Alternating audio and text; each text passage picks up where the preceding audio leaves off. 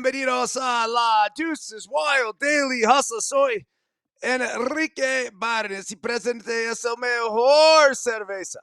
No abate por No Filter Network. Miguelito San Diego not with us today, but you can check him out on his Mindbender podcast on No Filter Network.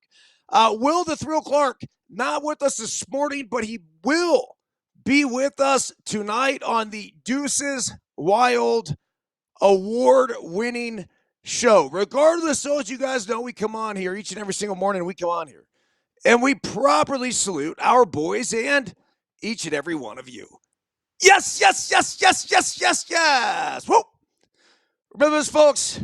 When we are juiceful, we are useful. And when we are juiceless, we are fucking useless. A very pleasant good morning to you on the 23rd day of September 2025. And we are brought to you by, of course, the Foot Reflexology Board to go ahead and alleviate pain, decrease inflammation, promote better sleep. Look, I'm not a doctor. I'm not a scientist.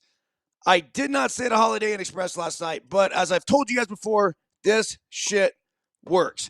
You can pick that up at ericbyrnes.com, where you can also pick up yourself a copy of the Daily Hustle 222, Unfiltered Life Guidance from a Human Crash Test Dummy, as well as the Let Them Play Parenting and Coaching Guide to Youth Sports book. All that at ericbyrnes.com, along with this smiling double bird stick figure. And this is not a fuck you to the world, folks. You guys know better than that. This is a fuck you to our naysayers, our haters, our detractors, all the obstacles. So it's not even just people, right? It's the obstacles that get in our way as we go ahead and charge through life. The Daily Hustle quote of the day: simplicity, just locking in on my routine, making sure that I'm preparing the right way, and just going out there with a free mind, trusting in the work that I did beforehand. Cleveland catcher Bo Naylor on his recent success that has miraculously helped put Cleveland into a playoff position. All right, let's get into this right away, because I don't think this is a story that we're paying enough attention to. What the Cleveland Guardians have done is mind-boggling in so many ways. There was actually an article, a really good article here, by Thomas Harrigan, who has 9 stats that explain the AL Central's unbelievable swing. So let's go through this here. It says, for much of the summer, the Tigers looked all but certain to win the American League Central. But as the regular season nears the end, the Guardians have improbably surged back into the race. Now just one game separates the two clubs, entering a pivotal 3-game series starting tonight in Cleveland. This will be a fun one to follow. Thrill and I will be on during the matchup between the Tigers and the Guardians, so we'll be paying extra special close attention to that one, along with the Giants and whatever else is on. But we should be on towards the end of this one. Before they square off, here are 9 facts and figures that explain the unbelievable swing in the AL Central race. The Guardians found themselves as many as 15 and a half games behind the Tigers earlier this season. I mean, this is unthinkable. If Cleveland could pull this off, it would be the largest deficit any team has overcome to win a division since 1969, or its league pennant pre-1969, according to the Elias Sports Bureau. Cleveland was below 500 as recently as September 4th, 139 games into its season. As you might expect, there haven't been many clubs to make the playoffs after having a sub-500 record that late or later in a season. Per Elias, just 4 have done it: the 2005 Padres, the 1973 Mets, the 2009 Twins, and the 2008 Dodgers. The Guardians are still 11 games behind the Tigers entering September 5th, or they were 11 games behind entering September 5th, which would easily clear the record for the largest September deficit by a team in which they have overcome. Cleveland has gone 15-2 since that point, picking up 10 games on Detroit in the process. Cleveland's surge isn't the only factor in the AL Central's wild turn. It's also taken, of course, a collapse by Detroit to make this even possible. The Tigers had MLB's best record at 59-34 through July 8th. Since then, they've gone 26-37. That's a .413 winning percentage. In that time, only the Rockies, Twins, and Angels have been worse than the Tigers. While reigning AL Cy Young Award winner Tariq Skubal has continued to live up to his billing as Detroit's ace, the rest of the club's rotation has crumbled around him. Since the All-Star break, Tigers starters other than Skubal have recorded a collective 5.48 ERA over 48 starts. Skubal, who has dominated Cleveland to the tune of a .41 ERA and 32 strikeouts over 22 innings in 2025, is lined up to start on Tuesday. So that's good news for the Tigers. The Guardians have found an ace of their own in Gavin Williams. There's a 26-year-old right-hander, third MLB season. He's scheduled to start against Skubal on Tuesday. Despite some bouts of wildness, Williams has recorded a 2.15 ERA over 13 starts since July 6th. So that obviously has helped them tremendously. The Guardians are in the midst of their best offensive month of the season, recording a 106 weighted runs created plus since September 1st. More than anything, though, it's been the pitching who has carried them. This is interesting because let's not forget, Emmanuel Clase, their all-star closer, has been on paid leave since that gambling investigation. Cleveland leads MLB with a 3.38 ERA since the All-Star break, including a stingy 2.32 mark in September. So they have not missed Clase at all, really. As usual, third baseman Jose Ramirez has been the Guardians' offensive linchpin. 4 homers, 898 OPS this month, and just became the 4th player all time to produce multiple 30-40 seasons, joining Bobby Bonds, Bobby and Barry Bonds. Bobby did it 4 times, Barry did it 3 times, and Alfonso Soriano twice. Among the 15 Guardians hitters with at least 100 plate appearances in 2025, Ramirez's 133 runs created plus is one of only 3 above league average, along with Cal Mazzardo 114 and Stephen Kwan 102. Although there were trade deadline buyers, the Tigers neglected to address an offense that had been showing signs of regression in July after posting MLB's 5th highest scoring average, 4.99 runs per game, and a 108 weighted runs created plus through the end of June. Detroit acquired only 1 hitter, rookie-level outfielder Josué Quinones. I can't even say this. Quinones, compared to 6 pitchers prior to the July 31st trade deadline. I don't blame him for that. I mean, at one point, at the end of June, they were averaging 5 runs per game.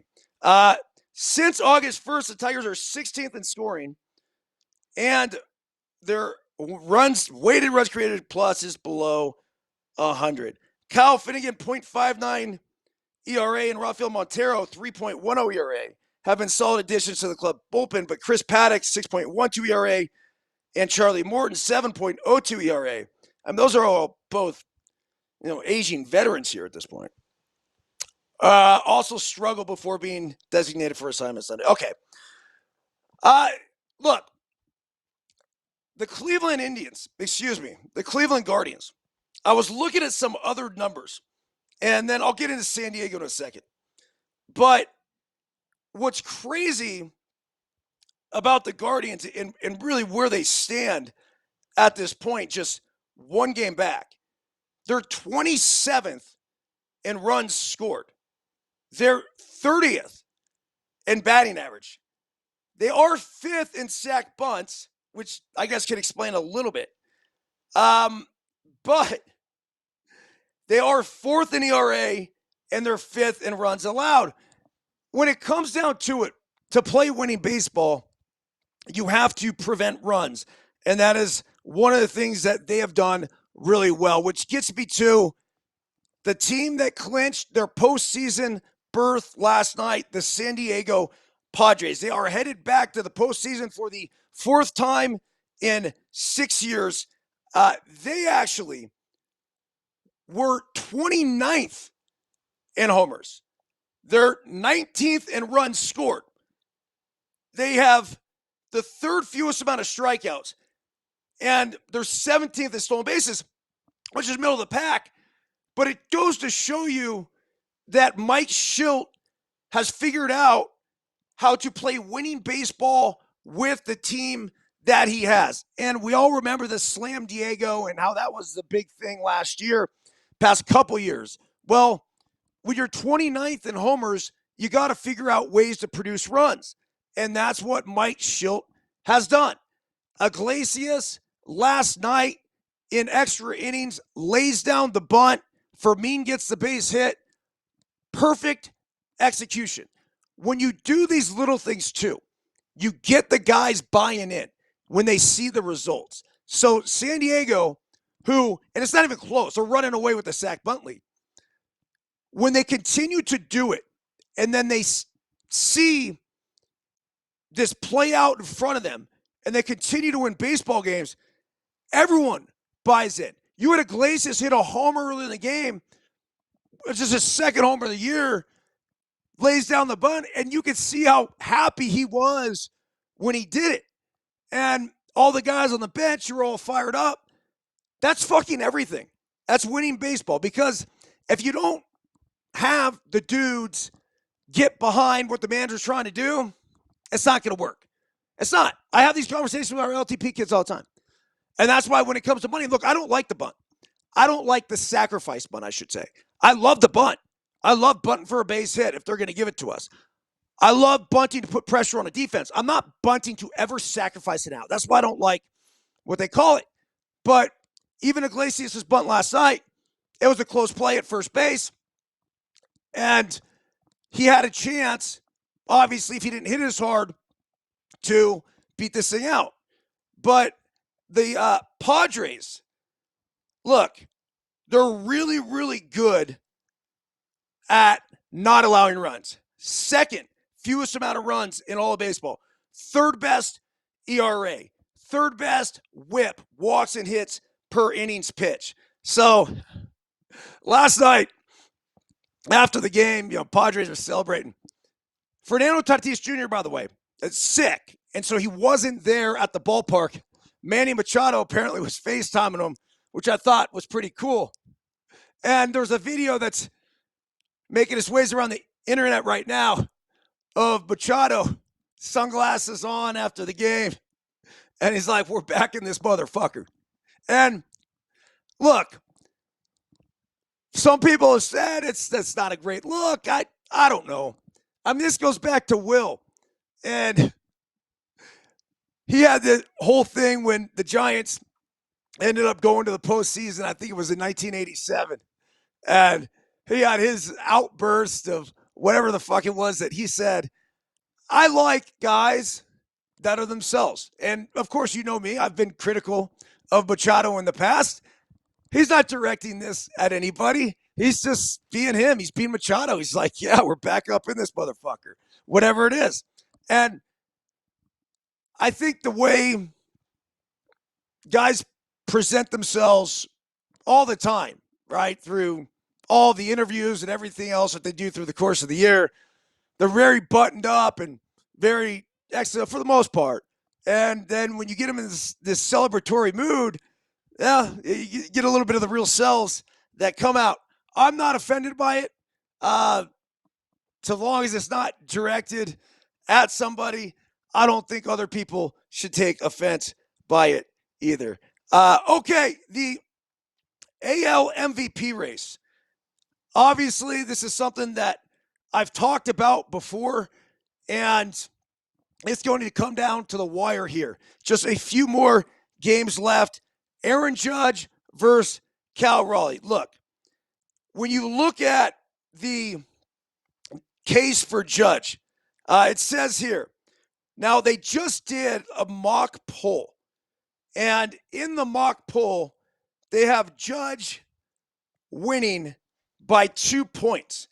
It says a choice between Judge and Raleigh is a real toss-up, even among league executives. Judge moves back into the number one spot by a very narrow margin after falling to number two in August. He has 6 homers in his past 14 games and he needs just one more long ball for his 50th of the season. Judge is also in line to lead the major leagues in on-base percentage, 451, slugging percentage, 672, Fangraphs WAR, 9.2, for the third time in 4 years.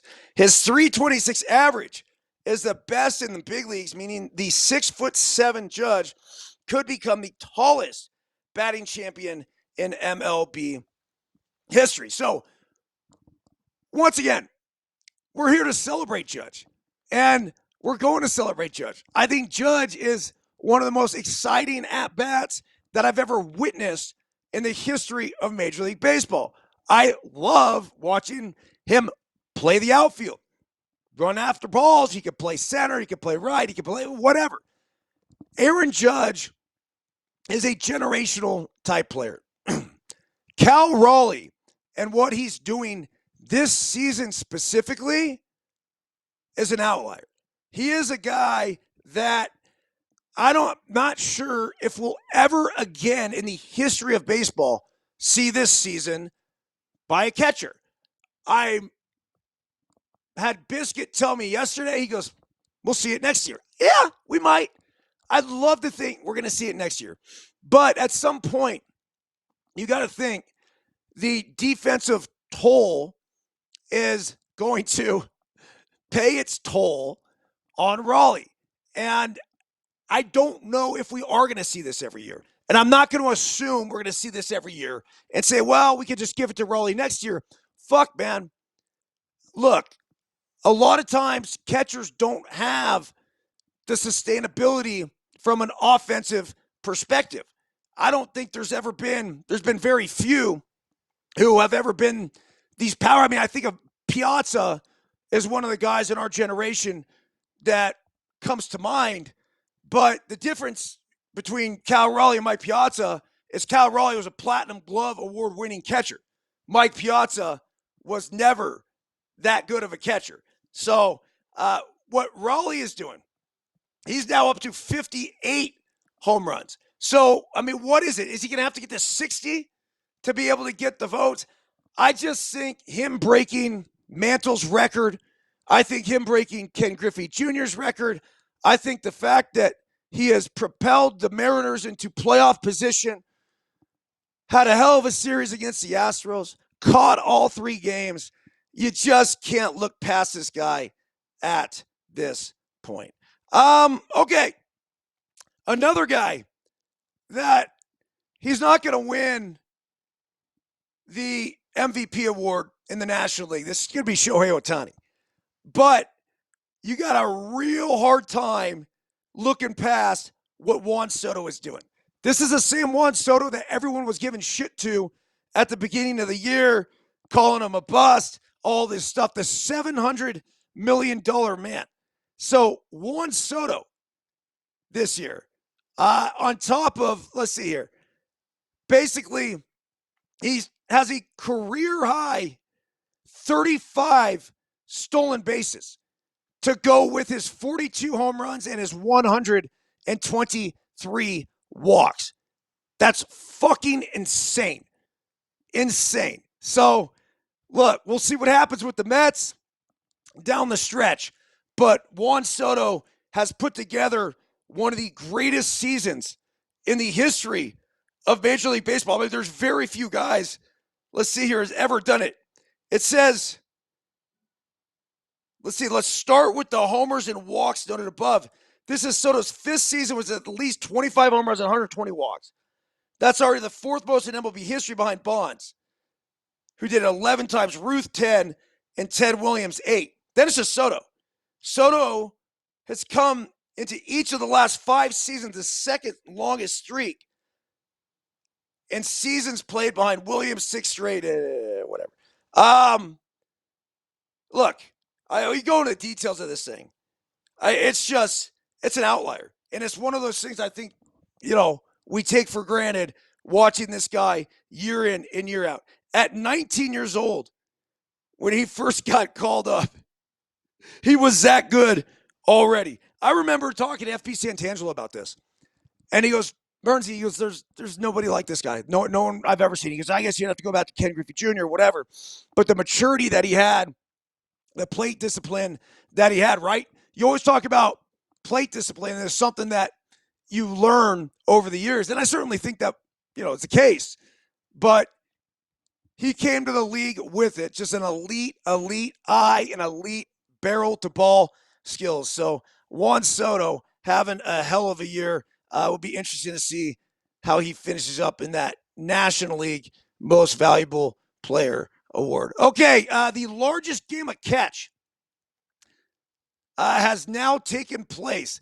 I talked to Lindsey Berra about this. I would have loved to got out to Montclair in New Jersey to be a part of it. But to honor Yogi Berra in his 100th birthday year, they went and actually put together the largest game of catch in the history of baseball, catch, whatever you want to call it. They had 1,179 pairs of participants lined up 3 meters apart on the turf field of the stadium on the campus of Montclair State University. And for 5 minutes, they tossed the ball back and forth. Underhand, overhand, it didn't matter. There were 2 basic rules for everyone on the field: no rolling the ball and no looking at your smartphones, no selfies or TikTok posts. The whole point was to come together and have fun, celebrate Yogi and celebrate the game of baseball. So good on Lindsey Berra, who is Yogi's granddaughter. I know, putting this together. It's a really cool thing, and I think cool celebration for the game of baseball. All right, let's finish with this. 8 key series to watch beginning tonight. It obviously starts here. Tigers at Guardians. The stakes are high as they can get with this 3-game set between the two teams. Atop the American League Central Division, the Tigers have had a tight grip on the division. Obviously, the Guardians just won out. Red Sox at the Blue Jays. The Jays have clinched a postseason berth, but now they hope to hold off the Yankees and claim Toronto's first division title in a decade. Toronto is also looking to clinch the AL's top seed. The Red Sox, meanwhile, are trying to scratch their way into the postseason. Currently, just a game ahead of the Guardians and Astros for the second AL wildcard spot. One of those 3, or perhaps even the Tigers, if Cleveland could overtake them this week, will likely be the odd team out when it's all said and done. So a lot at stake there in Boston. Actually, I take that back. It's going to take place in Toronto.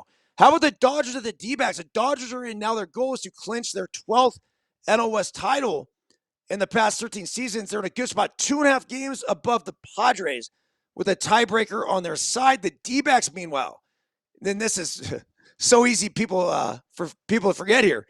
The D-backs are just a game back of the Reds and the Mets for that third wild card spot. So much for selling at the trade deadline. D-backs got rid of everybody, and they are still here in striking distance. Let's see here. The Mets at the Cubs. The Mets need a swift turnaround in this final week of the season. We obviously know what is at stake for them, a playoff berth. Cubs looking to get back on track after getting swept by Cincinnati. So that'll be a fun one to watch. The Astros at the A's. Sac's a tough place to play. We know this.